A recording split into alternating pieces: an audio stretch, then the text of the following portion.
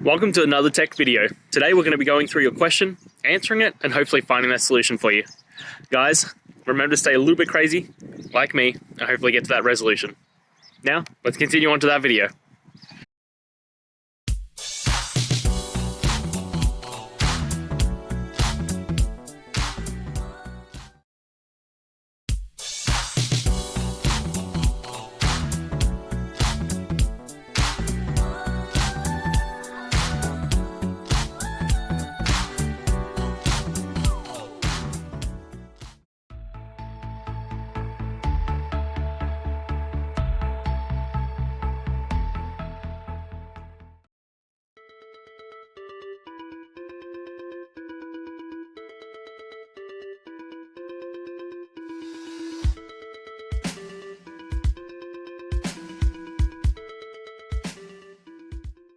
And that's it, guys. I hope we found the solution you're looking for. And look, if we did, please hit the subscribe button. I'd really appreciate it.